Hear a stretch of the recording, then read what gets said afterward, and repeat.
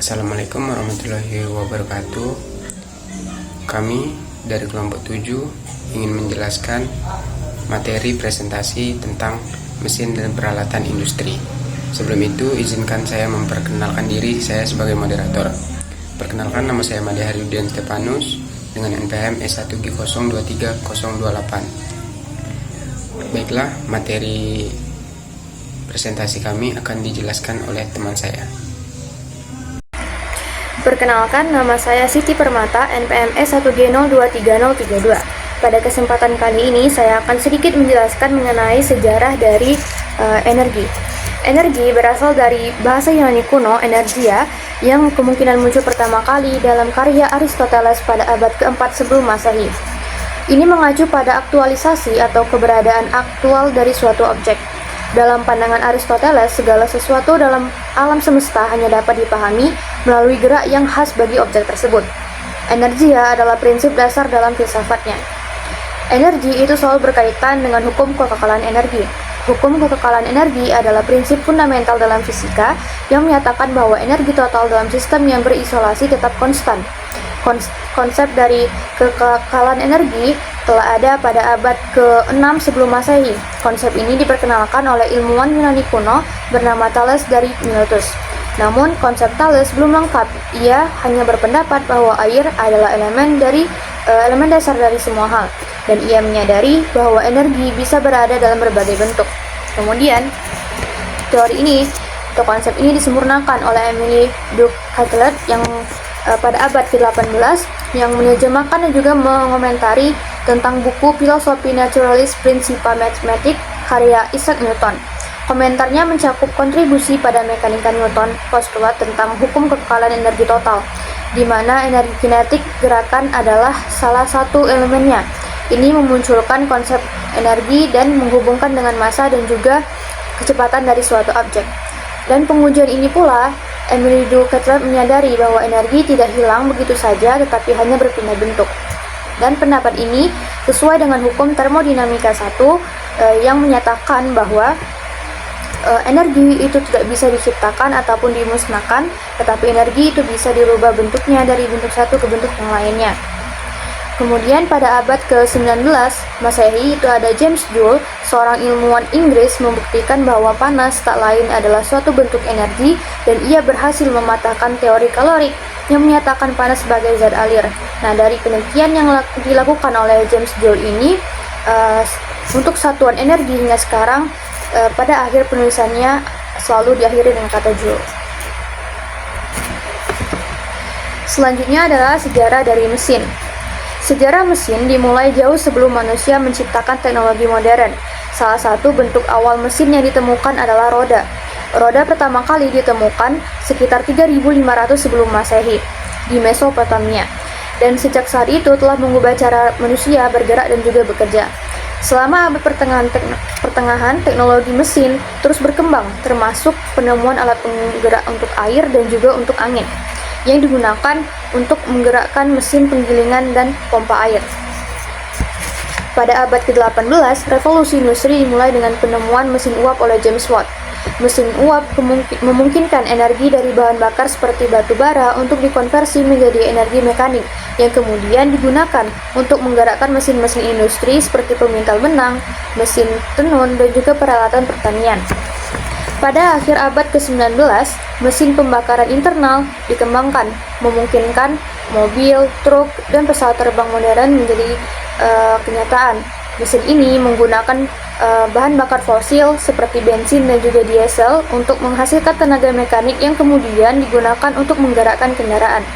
Teknologi mesin terus berkembang hingga era modern, termasuk pengembangan mesin komputer yang digunakan dalam bidang komputer dan teknologi informasi. Mesin-mesin modern yang juga lebih efisien, ramah lingkungan, dan juga lebih mudah digunakan untuk memberikan dan juga memudahkan kehidupan manusia di masa sekarang dan juga di masa yang akan datang.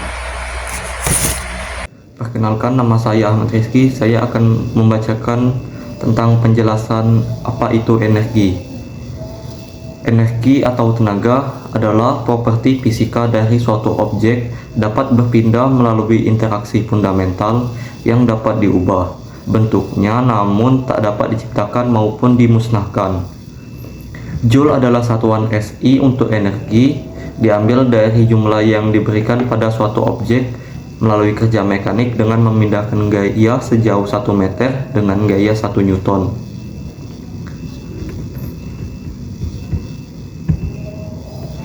Ada berbagai macam bentuk-bentuk energi, tetapi semua tipe energi ini harus memenuhi berbagai kondisi, seperti dapat diubah ke bentuk energi lainnya, mematuhi hukum konservasi energi, dan menyebabkan perubahan pada benda bermassa yang dikenal energi tersebut. Bentuk energi yang umum di antaranya energi kinetik dari benda bergerak, energi radiasi dari cahaya dan radiasi elektromagnetik, energi potensial yang tersimpan dalam sebuah benda karena posisinya seperti medan gravitasi, medan listrik atau medan magnet, dan energi panas yang terdiri dari energi potensial dan kinetik mikroskopik dari gerakan-gerakan partikel tak beraturan. Beberapa bentuk spesifik dari energi potensial adalah energi elastis yang disebabkan dari pemanjangan atau deformasi benda padat, dan energi kimia seperti pelepasan panas ketika bahan bakar terbakar. Setiap benda yang memiliki massa ketika diam memiliki massa diam atau sama dengan energi diam, meskipun tidak dijelaskan dalam fenomena sehari-hari di fisika klasik. Menurut neraca massa energi, semua bentuk energi membutuhkan massa. Contohnya mendapatkan 25 kW per jam sama dengan 90 megajoule. Energi pada objek akan meningkatkan massanya sebanyak 1 mikrogram. Jika ada timbangan yang sebegitu sensitif, maka penambahan massa ini bisa terlihat. Matahari mengubah energi potensial nuklir menjadi bentuk energi lainnya.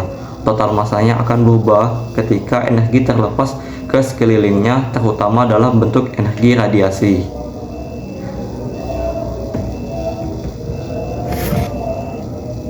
Meskipun energi dapat berubah bentuk, tetapi hukum kekekalan energi menyatakan bahwa total energi pada sebuah sistem hanya berubah jika energi berpindah masuk atau keluar dari sistem. Hal ini berarti tidak mungkin menciptakan atau memusnahkan energi. Total energi dari sebuah sistem dapat dihitung dengan menambahkan semua bentuk energi dalam sistem tersebut. Contoh perpindahan dan transformasi energi adalah pembangkitan listrik, reaksi kimia, atau menaikkan benda. Sekian penjelasan dari saya ucapkan terima kasih. Baik, di sini saya akan menjelaskan pengertian mesin. Mesin adalah perangkat atau alat yang dirancang untuk melakukan pekerjaan dengan cara mengubah energi dari suatu bentuk ke bentuk yang lain atau memindahkan energi untuk melakukan suatu tugas tertentu. Selanjutnya akan dijelaskan oleh teman saya. Sekian dan terima kasih. Halo semua, perkenalkan nama saya Maisha Brusembiring dengan NPM S1G023034. Saya dari kelompok 7 dengan mata kuliah Mesin dan Peralatan Industri. Di sini saya akan menjelaskan mengenai hubungan antara mesin dan energi. Jadi, mesin dan energi memiliki hubungan yang sangat erat, teman-teman. Mesin adalah perangkat yang dirancang untuk mengubah energi dari satu bentuk ke bentuk lain untuk melakukan pekerjaan. Misalnya yaitu mesin pembakaran dalam, yaitu mengubah energi kimia dari bahan bakar menjadi energi mekanik untuk menggerakkan suatu kendaraan. Contoh yang kedua yaitu generator listrik, yaitu mengubah energi mekanik dari turbin menjadi energi listrik. Contoh yang ketiga yaitu dalam pompa air, mengubah energi mekanik untuk memindahkan air dari satu tempat ke tempat lainnya. Jadi, dalam ketiga contoh tersebut dapat kita simpulkan bahwasanya hubungan mesin dengan energi yaitu mesin memerlukan sumber energi untuk berfungsi, dan sebaliknya mesin dapat menghasilkan berbagai bentuk energi sebagai output tergantung pada jenis dan fungsinya. Jadi hanya itu yang dapat saya sampaikan mengenai hubungan mesin dan energi. Jika saya ada salah kata, saya mohon maaf. Saya kembalikan ke moderator. Terima kasih. Baiklah, Assalamualaikum warahmatullahi wabarakatuh. Perkenalkan, nama saya Singgu Juliawan. Di sini saya akan menjelaskan pengertian dari energi konversi.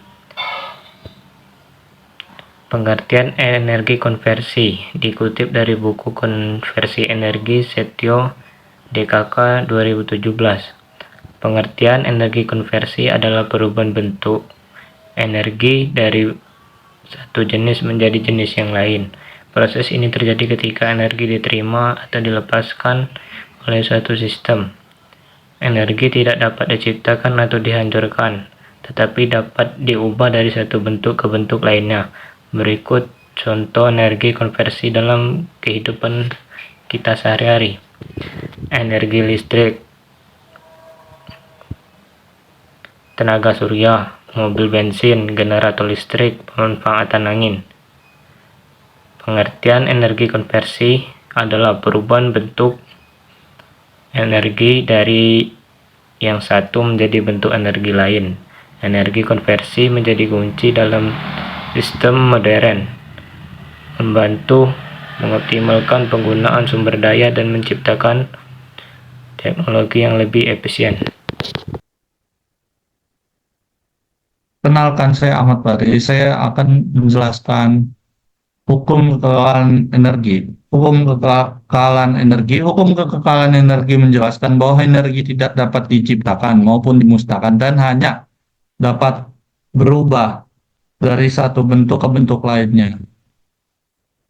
Contoh dari hukum kekekalan energi adalah air dapat menghasilkan listrik. Energi potensial diubah menjadi energi kinetik saat jatuh dari langit. Energi ini kemudian digunakan untuk memutar turbin generator, menghasilkan listrik. Dengan cara ini, energi potensial air di bendungan dapat diubah menjadi energi kinetik.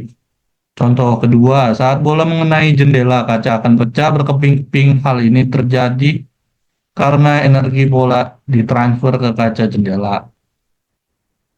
Untuk ketiga, hewan yang sedang beristirahat di dahan pohon memiliki energi potensial. Jika hewan tersebut jatuh ke tanah karena alasan apapun, energi potensial tersebut akan diubah menjadi energi kinetik.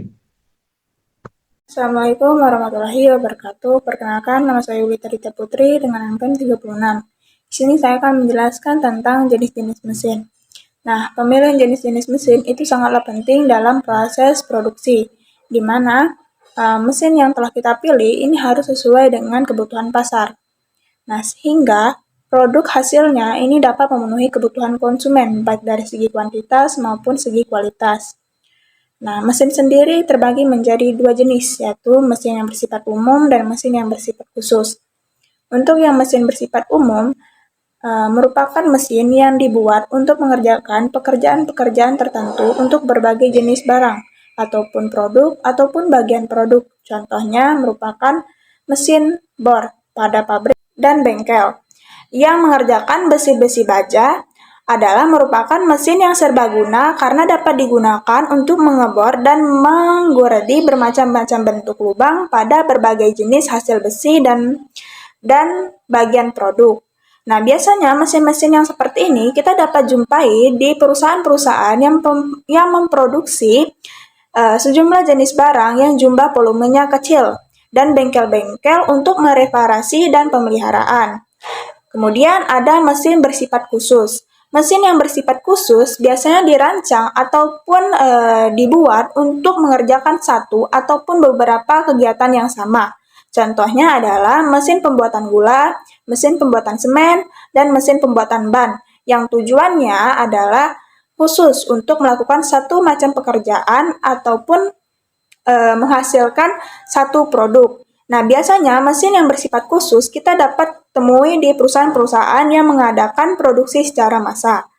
Nah, dari dua sifat tersebut dapat kita simpulkan bahwasanya yang bersifat umum ini untuk memproduksi produk yang memiliki tingkat spesifikasi yang rendah sehingga dapat menghasilkan berbagai jenis barang yang hampir sama.